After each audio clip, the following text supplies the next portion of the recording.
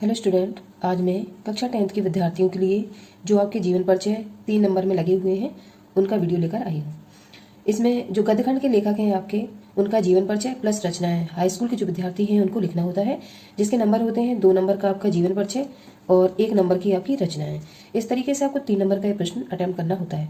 अब आपके कोर्स में कौन कौन से राइटर लगे हुए हैं वो आप देख लीजिए, और राइटर कौन कौन से इंपॉर्टेंट है जिनका जीवन परिचय आप याद कर लेते हैं तो आपको ये 3 नंबर की स्कोरिंग करने में हेल्प मिलेगी।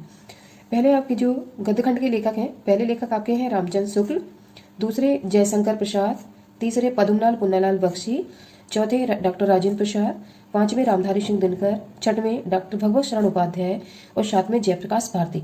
जिसमें आपके रामचंद्र शुक्ल ये वेरी इंपॉर्टेंट है, जयशंकर प्रसाद ये भी बहुत इंपॉर्टेंट है, तीसरे पद्मलाल पुन्नालाल बख्शी कोई खास इंपॉर्टेंट नहीं है, अगला राजेंद्र प्रसाद ये इंपॉर्टेंट है, रामधारी सिंह दिनकर ये भी इंपॉर्टेंट है और जयप्रकाश भारती ये भी इंपॉर्टेंट है। अगर आपके साथ ये राइटर लगे हुए इनमें से अगर आप 5 तैयार कर लेते हैं तो आपके ये 3 राइटर में से लिखने के लिए आएगा, जिसमें से आपको 1 राइटर का लिखना होगा। तो अगर इनमें से अगर आप 7 हैं, 7 में से 5 तैयार कर लेंगे तो 1 आपका 100% फट जाएगा। आपको 7 याद करने की कोई जरूरत नहीं है, आप 5 तैयार कर लिए, जिसमें सीरीज से आपको रामचंद्र ये आपका जयशंकर प्रसाद ये पहले पे, ये रामचंद्र शुक्ल ये दूसरे नंबर पे इंपॉर्टेंट है, तीसरा आपका ये राजेंद्र प्रसाद ये इंपॉर्टेंट है, चौथा रामधारी सिंह दिनकर ये, और पांचवा जयप्रकाश भारती ये। तो नंबरिंग से जो जैसा इंपॉर्टेंट ज़्यादा है उस हिसाब से आप तैयार कर सकते हैं। इसमें सबसे पहले नंबर पे जयशंकर प्रसाद है और रामचंद्र शुक्ल है। ठीक है, अगर इनमें से आप तैयार कर लेते हैं तो आपको 100% 1 राइटर बोर्ड के पेपर में मिल जाएंगे। अब जो पहले इंपॉर्टेंट राइटर आपके हैं जयशंकर प्रसाद, उनका जीवन परिचय देखते हैं। इनका जीवन परिचय इंपॉर्टेंट है। 16, 15, 14, 13, 12, 11, 10, 9, 8, 7, 6 इतनी बार ये प्रश्न पूछा गया है। अब आप खुद सोचिए कितना इंपॉर्टेंट है। अब जयशंकर प्रसाद का जन्म काशी में बैश्य परिवार में सन 1889 में हुआ था। ये जो इनका जन्म है तो इम्पोर्टेंट है, इसलिए मैंने इसको अंडरलाइन दी है। आप भी इसी तरीके से बोर्ड के पेपर में अंडरलाइन देकर अगर लिखेंगे तो इससे आपको अच्छी मार्किंग मिलेंगी। अगला, प्रसाद जी के पिता का नाम देवी प्रसाद था। देखो ये भी इंपॉर्टेंट है, पिता का नाम और इनका जन्म कितने साल में हुआ था, किस जगह हुआ था, ये दोनों फैक्ट इंपॉर्टेंट है आपके, तो इनको आप अंडरलाइन देकर बोर्ड की परीक्षा में लिखेंगे। युवावस्था में इनके माता पिता का स्वर्गवास हो गया, इसलिए प्रसाद जी की शिक्षा तथा लालन पालन उनके बड़े भाई शंभू रतन जी ने किया। ये भी इंपॉर्टेंट लाइन है क्योंकि इनका लालन पालन जो भी कुछ इन्होंने सीखा हुआ है अपने बड़े भाई शंभू रतन जी से सीखा है, तो ये भी इंपॉर्टेंट हुआ, इसलिए मैंने इसको भी अंडरलाइन दी है। आगे, प्रसाद जी ने फारसी, संस्कृत, हिंदी, उर्दू तथा अंग्रेजी शिक्षा की प्राप्ति घर पर ही की थी। प्रसाद जी ने अपने जीवन में अनेक विपरीत परिस्थितियों का सामना किया। मैंने बिल्कुल सिंपल भाषा में लिखा हुआ है, अगर आप एक बार भी इसको पढ़ लेंगे तो आपको हमेशा के लिए तैयार हो जाएगा। उनका पूरा जीवन संघर्षों में बीता, किंतु वे कभी पराजित नहीं हुए। प्रसाद जी 6 रोग के शिकार हो गए। 6 रोग कहते हैं टीबी को, ठीक है, ट्यूबरक्लोसिस। 6 रोग के शिकार हो गए और काशी में सन 1937 को इनका देहावसान हो गया, या आप देहावसान को स्वर्गवास भी लिख सकते हैं। तो आपको जो सन में मृत्यु इनकी हुई है उसको अंडरलाइन देंगे आप। 1937 को इनका देहावसान हो गया। अब कृतियां देखते हैं। कृतियां इंपॉर्टेंट है। ये आपकी कृतियां जो गद्यखंड का इतिहास आएगा उसमें आपसे ये कृतियां 5 नंबर के जो प्रश्न पूछ जाते हैं, जैसा कि सिलेबस में मैंने आपको बताया था, तो उसमें ये कृतियां आपसे पूछी जा सकती हैं। ठीक है, तो अगर आप यहाँ उसको तैयार कर लेंगे तो गद्यखंड के इतिहास में आपको ये दोबारा से तैयार नहीं करनी पड़ेगी। इसलिए आप रचनाएं जो इंपॉर्टेंट है मैंने उसको अंडरलाइन भी दी है, कौन कौन सी इंपॉर्टेंट जो पूछी जा सकती हैं। और रचनाएं अगर 1 नंबर में आप इस तरीके से हेडिंग डाल के और अंडरलाइन करके लिखते हैं तो आपको पूरे 3 में 3 नंबर मिलते हैं। ठीक है, जो बच्चे सिर्फ रचनाओं में 1-2 लिख देंगे इसी तरीके से मिला के, कोई हेडिंग्स नहीं डालेंगे, उपन्यास कौन सा है, काव्य कौन सा है, कहानी कौन सा, नाटक कौन सा, सबको मिस करके लिख देंगे, उनको 3 पूरे नंबर नहीं मिलेंगे। और जो बच्चे इस तरीके से हेडिंग डाल के कि उपन्यास कौन सा है सब क्लियर करके लिखेंगे तो उनको अच्छे पूरे 3 में 3 नंबर मिलते हैं। आइए कृतियां देखते हैं। प्रसाद जी की प्रमुख कृतियां निम्नलिखित हैं, इस तरीके से लिख देंगे और ये डैश का निशान लगाएंगे। फिर पहला काव्य कौन सा है इनका, आंसू, कामायनी, लहर, झरना, चित्रधार। अब जो इंपॉर्टेंट है मैंने उसके नीचे देखो अंडरलाइन दे दिया, तो आपको बस वही तैयार करनी है, आंसू, कामायनी, लहर और झरना। और ये कामायनी महाकाव्य है ये हिंदी का, तो ये बहुत इंपॉर्टेंट है, अलग से भी आपसे 1 नंबर में पूछा जाता है। उपन्यास इनका इरावती, इरावती इनका उपन्यास जो है वो अपूर्ण था, तो ये बहुत कम पूछा जाता है, ये नहीं आता है। तितली और कंकाल आप याद रखिए, इंपॉर्टेंट है, मैंने अंडरलाइन भी दी है उसमें। कहानी इनकी आंधी, इंद्रजाल और छाया, 3 कहानियां लिखी हैं इन्होंने, ठीक है, तो ये इंपॉर्टेंट है। नाटक इनका चंद्रगुप्त, स्कंदगुप्त, ध्रुवशौमनी। अजातशत्रु भी थोड़ा थोड़ा इंपॉर्टेंट, ठीक है, लेकिन चंद्रगुप्त, स्कंदगुप्त और ध्रुवशौमनी ये आप तीनों याद रखेंगे। तो इन इतनी जितनी मैंने रचनाएं आपको बताई हुई हैं इनमें से आपके 5 नंबर के प्रश्न में भी आपकी मिलेंगी और जो आप जीवन परिचय तैयार करोगे उसमें मिलेंगी। तो आपके जीवन परिचय में सिर्फ आपको जीवन परिचय लिखना होता है और रचनाएं लिखनी होती है। इसके आधार आपको भाषा शैली और साहित्य में स्थान और साहित्यिक अवदान ये कुछ नहीं लिखना होता है। और जो इंटर के विद्यार्थी हैं उनको साहित्यिक परिचय प्लस रचनाएं लिखनी होती है।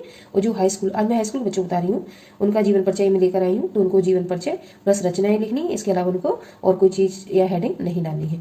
आई होप किस तरीके से हम बोर्ड के पेपर में जो इंपॉर्टेंट राइटर हैं उनकी जीवन परिचय और रचनाओं किस तरीके से लिखते हैं मैंने बताया हुआ है। इसके आगे के जो राइटर इंपॉर्टेंट है, मैंने 5 इंपॉर्टेंट बताए हैं, तो मैं 5 आपके जो जीवन परिचय होंगे उनके अगली वीडियो में मैं आपको लेकर आऊंगी और अच्छे से उनको किस तरीके से अंडरलाइन करके रचनाएं कैसे लिखते हैं वो सारा कुछ बताऊंगी। आप 5 तैयार कर लीजिए जो मैं चैनल पर डालूंगी। आपके 5 में से 100% 3 नंबर का एक राइटर आपका जीवन परिचय और रचनाएं बचाएंगे। हेलो स्टूडेंट, आज मैं कक्षा जो 10th के विद्यार्थी हैं यूपी बोर्ड के और 2024 का जो टारगेट है उनका एग्जाम देने का, उनके लिए मैं सेकंड जीवन परिचय जो आचार्य रामचंद्र शुक्ल हैं, जैसा कि कल मैंने पिछला वीडियो डाला था उसमें जो भी इंपॉर्टेंट आपके लेखक थे मैंने आपको बताया था। सबसे पहले नंबर पे आपके जयशंकर प्रसाद इंपॉर्टेंट थे, तो मैंने जयशंकर प्रसाद का वीडियो आपका ये आपको बता दिया किस तरीके से आपको लिखना है उनका जीवन परिचय। अब ये सेकंड जो आपके राइटर हैं उनका जीवन परिचय और उनकी कृतियां मैं आज सेकंड वीडियो में लेकर आई हूँ, जिसमें आपके इंपॉर्टेंट ये रामचंद्र शुक्ल है। पहले नंबर पर जयशंकर प्रसाद, दूसरे नंबर पर रामचंद्र शुक्ल को आप लोग रखेंगे। अब इनके जीवन परिचय जो आता है और कृतियां आती हैं वो 2 नंबर का जीवन परिचय आता है और 1 नंबर की कृतियां। इस तरीके से टोटली 3 नंबर की स्कोरिंग करने वाला प्रश्न है। अब इंपॉर्टेंट आप देख लीजिए, वेरी इंपॉर्टेंट है आपका 16, 14, 12, 11, 10, 9, 8, 7, 6, 5, 4, 3, 2, 1। ये देखो रेगुलर आया हुआ प्रश्न है, तो मेरे हिसाब से कितना इंपॉर्टेंट प्रश्न है। अगर आप जयशंकर प्रसाद और रामचंद्र शुक्ल में से राइटर दोनों को याद कर लेंगे तो आपके जो किताब है उसमें 7 राइटर लगे हुए हैं, जो गद्यखंड का पोर्शन है उसमें से आप 7 में से 5 लेखक तैयार कर लेंगे तो आपका एक लेखक उसमें जीवन परिचय और कृतियों के लिए 100% फंस जाएगा। आइए टॉपिक पर आते हैं। जीवन परिचय आचार्य रामचंद्र शुक्ल का मैंने अपनी सिंपल भाषा में लिखा हुआ है। आचार्य रामचंद्र शुक्ल का जन्म सन 1884 में बस्ती जिले के अगुना नामक ग्राम में हुआ था। बस्ती जो जिला है आपका, ठीक है, यूपी का, उसमें एक अगुना नामक गांव है, वहां पे इनका जन्म हुआ था। कितने सन में? सन 1884 में। तो देखिए इंपॉर्टेंट लाइन है, क्योंकि जन्म का समय जीवन परिचय में जरूर पता होना चाहिए और किस प्लेस पे हुआ है वो प्लेस पता होना चाहिए। तो मैंने दोनों को अंडरलाइन दी। इस तरीके से बोर्ड में आप लोग भी अंडरलाइन देकर ही लिखेंगे। आगे, इनके पिता का नाम चंद्रवली शुक्ल था। अब इनके पिता का नाम भी इंपॉर्टेंट है, इसको भी हम अंडरलाइन देंगे। इस तरीके से चंद्रवली शुक्ल में अंडरलाइन कर देंगे। आगे, प्रेम घन के संपर्क में आकर इन्होंने हिंदी, उर्दू, बंगला, संस्कृत, अंग्रेजी आदि कई भाषाओं का ज्ञान अर्जित किया। जैसे रामचंद्र शुक्ल ये लेखक हैं गद्यखंड में, ऐसे ही आपके प्रेमघन भी लेखक हैं, वो भी इंपॉर्टेंट है। वो पहले से ही पत्रिकाएं निकालते थे, तो उनके संपर्क में आने के बाद इन्होंने कई सारी भाषाओं का ज्ञान प्राप्त किया, जिसमें से हिंदी, उर्दू, बंगला, संस्कृत, अंग्रेजी कई सारी भाषाएं हैं जिनका इन्होंने ज्ञान अर्जन किया। ठीक है, ये इतना इंपॉर्टेंट नहीं है, बट हमें उस तो लिखना पड़ेगा जीवन परिचय में जो सिंपल सा हो। ठीक है, कम से कम 80 वर्ड तो बनने चाहिए, इसलिए मैंने ये लाइन आपकी ऐड की हुई है। आगे देखिए, आनंद कादम्बनी नामक पत्रिका में इनकी रचनाएं प्रकाशित होने लगी। तो आनंद कादम्बनी जो आपने प्रेमघन पीछे राइटर देखे, उनके संपर्क में आने पर इन्होंने बहुत सारी भाषाएं सीखी, उनकी आपकी ये पत्रिका थी। और आनंद कादम्बनी इंपॉर्टेंट है, आपके गद्यखंड के इतिहास में जो 5 नंबर के प्रश्न आते हैं वो एक पत्रिका जरूर पूछी जाती है। तो हो सकता है ये पत्रिका आपको मिले कि आनंद कादम्बनी किसकी पत्रिका है, तो इस पर आप जरूर ध्यान देंगे। आनंद कादम्बनी नामक पत्रिका में इनकी रचनाएं प्रकाशित होने लगी। ठीक है, ये काशी हिंदू विश्वविद्यालय में हिंदी के प्राध्यापक भी रहे। काशी हिंदू विश्वविद्यालय आपने नाम सुना हुआ होगा, यूनिवर्सिटी है, उसमें ये कौन प्राध्यापक रहे। तो देखो इंपॉर्टेंट लाइन है ये। आगे देखिए, हिंदी साहित्य में शुक्ल जी का प्रवेश निबंधकार तथा कवि के रूप में हुआ। ठीक है, तो ये निबंधकार, इन्होंने निबंध लिखे हुए और ये इन्होंने कविताएं भी की और सबसे ज्यादा इन्होंने आलोचनाएं की हैं। ठीक है, तो निबंधकार और कवि के रूप में ये फेमस है, इसको अंडरलाइन देंगे आप लोग। इन्होंने लेखन के क्षेत्र में अपना विशेष स्थान बनाया। सन 1941 में इस महापुरुष का स्वर्गवास हो गया। तो जो इनकी मृत्यु का समय है 1941, उसको भी हम अंडरलाइन देंगे। स्वर्गवास का देहावसान भी लिख सकते हो या मृत्यु हो गई, जैसा भी आपको सिंपल लगे वैसा आप लिख सकते हो। तो लगभग ये 80 वर्ड का आपका मैटर तैयार हो गया, बहुत सिंपल है। अगर एक बार आप पढ़ लेंगे, जहां मैंने अंडरलाइन दी उनको याद कर लेंगे तो इजीली आप इसको लिख लेंगे और आपको रटना नहीं पड़ेगा मेरे हिसाब से। आप रचनाएं देखिए इंपॉर्टेंट, इन रचनाओं को आप सभी को जरूर देख लें, क्योंकि जो 5 नंबर के आपके प्रश्न होंगे गद्यखंड के इतिहास में वो यहीं से मिलते हैं आप लोगों को। तो रचना आपको नहीं छोड़ना है। और रचना आपकी, अगर आपको इसमें से ज्यादा लगता है तो 1-2 रचना आप स्किप भी कर सकते हैं, बट ये इंपॉर्टेंट है, मैंने वही लिखी हुई है। अब रचना देखिए, इनकी कृतियां निम्न है। पहला निबंध, क्योंकि निबंध के रूप में ये प्रसिद्ध है, मैंने पहले ही बता दिया था, कवि के रूप में जाने जाते हैं। तो निबंध उनका है चिंतामणि, ये बहुत इंपॉर्टेंट है, हर बार पूछा जाता है। चिंतामणि के 2 भाग प्रकाशित हो चुके हैं। दूसरा है विचार विधि। विचार विधि आपको नहीं याद रहता, इसको कर सकते हो, बट इसको याद रखेंगे आप, चिंतामणि, ये पूछा हुआ प्रश्न। ठीक है, अगला आलोचना, ये आलोचक के रूप में भी फेमस है, क्योंकि कोई जो कवि या लेखक होते थे, जब वो कोई लेख लिखते थे उसमें कमियां निकालने की आदत थी, तो उसको हम कहते हैं आलोचना, क्रिटिसाइज करना कि आपने ये लेख लिखा, इसमें ये कमी है, ये वाली चीज लिखी आपने, इसमें ये कमी है। तो इसलिए ये कमी बताने वाले या आलोचना करने वाले ही लेखक के नाम के नाम से भी ये जाने जाते हैं। जिसमें इनकी रश्मिमांसा, ठीक है, और त्रिवेणी। रश्मिमांसा से इंपॉर्टेंट ये है आपकी त्रिवेणी, इसको याद रखेंगे आप। इन्होंने 3 कवियों की इसमें आलोचना प्रस्तुत की थी त्रिवेणी में। अगला इतिहास, इतिहास में मैंने एक ही डाला हुआ है आपका इतिहास में देख लीजिए आप लोग, इतिहास आपका हिंदी साहित्य का इतिहास, जो हिंदी साहित्य की शुरुआत कहाँ से हुई उस इतिहास में इन्होंने बहुत कुछ लिखा हुआ है। तो इतिहास इनका जो सबसे पहले लेख लिखा वो हिंदी साहित्य का इतिहास है इनका। अगर याद रहता है तो रखिए, नहीं रहता है तो इन दो चीजों को आप जरूर याद रखेंगे। ठीक है। संपादन, संपादन इन्होंने क्या पत्रिका संपादित किया, क्या लेख इन्होंने संपादित किया मतलब निकाला, तो हिंदी शब्द सागर इन्होंने निकाला और आनंद कादम्बनी। ठीक है। अपने संपादन जो भी इन्होंने चीजें मतलब निकाली है वो शब्द सागर में निकाली और आनंद कादम्बनी में इन्होंने निकाली। तो आनंद कादम्बनी मैंने ऊपर ही बताई पत्रिका है। और काव्य रचना इनकी जो है, जो इन्होंने काव्य में रचना की है वो है 11 वर्ष का समय। ये इंपॉर्टेंट है, 11 वर्ष का समय, क्योंकि काव्य रचना इनकी एक ही फेमस है, 11 वर्ष का समय। तो इसमें से आपको 4-5 जो आपकी कृतियां हैं उसमें 4-5 पॉइंट तो आपको आई होप याद रहना चाहिए, जो मैंने अंडरलाइन बताई, जैसे कि चिंतामणि, ये जरूर याद रखेंगे, निबंध है चिंतामणि।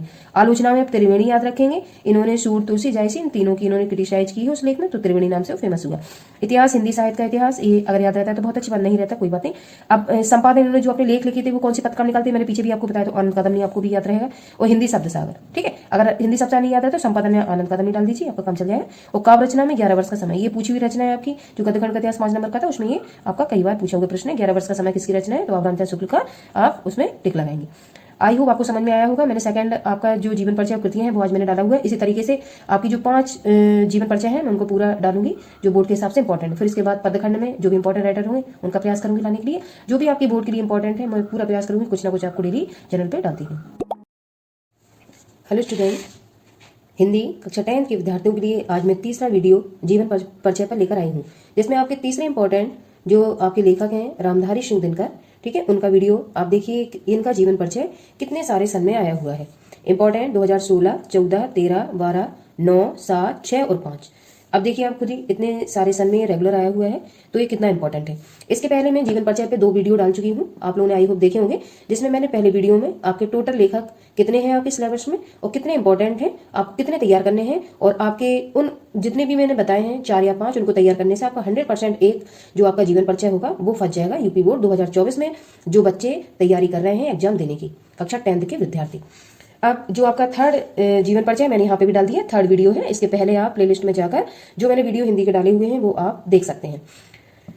जीवन परिचय में रामधारी सिंह दिनकर का देखिए, रामधारी सिंह दिनकर का जन्म 30 सितंबर सन 1908 ईस्वी में मुंगेर जिले के अंतर्गत शिमरिया घाट नामक गांव में साधारण किसान परिवार में हुआ था। तो जब भी किसी लेखक का या कवि का हम जीवन परिचय लिखते हैं तो उसमें जो उनका सन होता है और जो डेट होती है और जिस जगह हुआ होता है उसको हम लिखते हैं और अंडरलाइन देते हैं।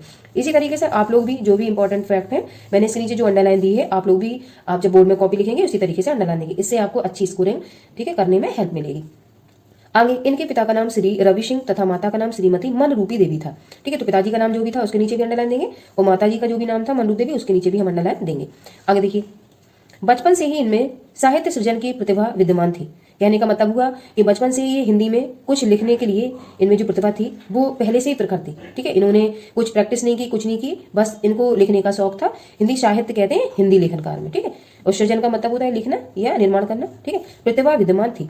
जब ये मिडिल कक्षा में पढ़ते थे तभी दिनकर जी ने बीरवाला नामक काव्य की रचना कर डाली। मिडिल जब ये कक्षा 6, 7, 8 में थे तभी इन्होंने एक बीरवाला जो काव्य था उसकी रचना इन्होंने बचपन में ही कर डाली थी। तो देखिए बीरवाला इंपॉर्टेंट है, तो मैंने इसके नीचे अंडरलाइन दी है। इसी तरीके से आप भी इनके जीवन परिचय को लिखते समय जो मैं इंपॉर्टेंट फैक्ट बता रही हूँ उनके नीचे आप लोग अंडरलाइन जरूर करेंगे। अंडरलाइन करने से जो आपका ये प्रश्न आपका बोर्ड में पूछा जाता है 3 नंबर में, उसमें आपके पूरे 3 नंबर आपके आएंगे।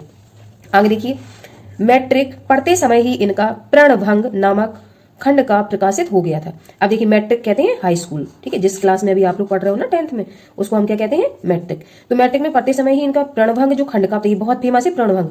इस रचना को आप लोग याद कर लें, क्योंकि जो गद्यखंड के इतिहास से प्रश्न आपके आते हैं 5 नंबर के, वो रचनाओं में से यहीं से पूछे जाते हैं। तो जितनी भी मैं जीवन परिचय में आप लोग को रचनाएं बता रही हूँ 5 नंबर के लिए भी आपकी इंपॉर्टेंट है। जो सबसे पहला प्रश्न आपको प्रश्न पत्र में जैसे ही आप हिंदी का खोलेंगे उसमें आपको पहला प्रश्न गद्यखंड की जो भी रचनाएं हैं उससे 5 नंबर के प्रश्न मिलेंगे। तो ये रचनाएं ही आपसे पूछी जाती है।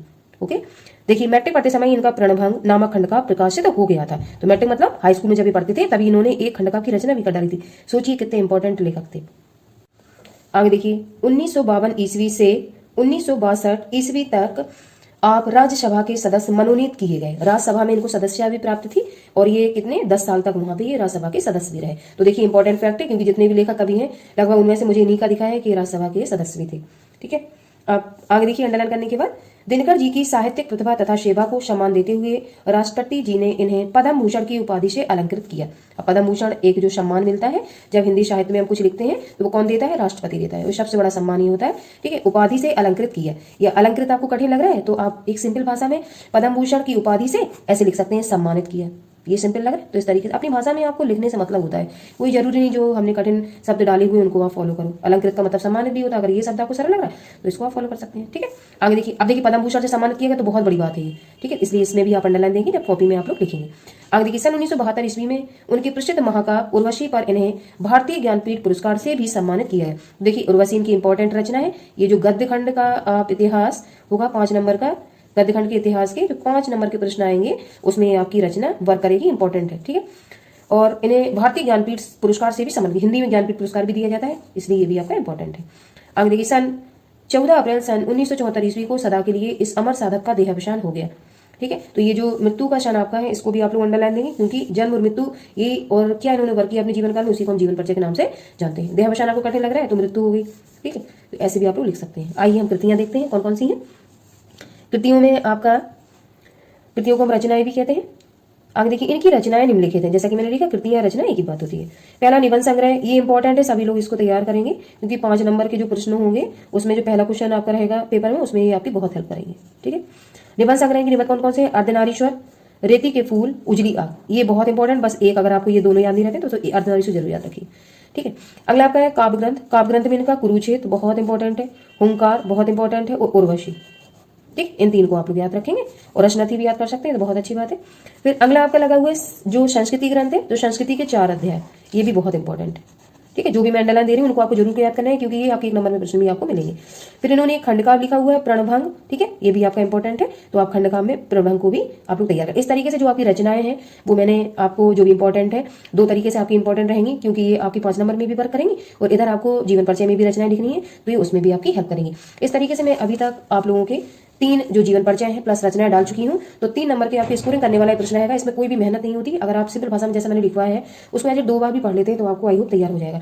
इसके बाद आपके 2 लेखक और रह गए हैं, टोटल 7 आपके हैं, 7 में से आप 2 स्किप कर सकते हो, ओनली 5 राइटर आप तैयार करो। 5 राइटर में से आपको 100% एक राइटर जरूर खच जाएगा, जो कक्षा 10 के विद्यार्थी हैं हिंदी के, और जो विद्यार्थी नए हैं वो आगे प्लेलिस्ट में जाकर इसके मैंने और 2 वीडियो डाले हैं, और गद्य खंड की मैंने इंपॉर्टेंट रचनाएं भी डाली हैं, और आपकी जो तुमुल खंड काव्य में आपका मेघनाथ लक्ष्मण का चरित्र चित्रण लगा हुआ है वो भी मैंने उसमें डाला हुआ है, और मैंने ग्रामर में बहुत सारे टॉपिक पढ़ाए हुए हैं आपको, तो आप लोग जरूर प्लेलिस्ट में विजिट करिए और उन टॉपिक्स को जो आपकी यूपी बोर्ड में स्कोरिंग करने में हेल्प करेंगे उनका आप लोग लाभ उठाइए।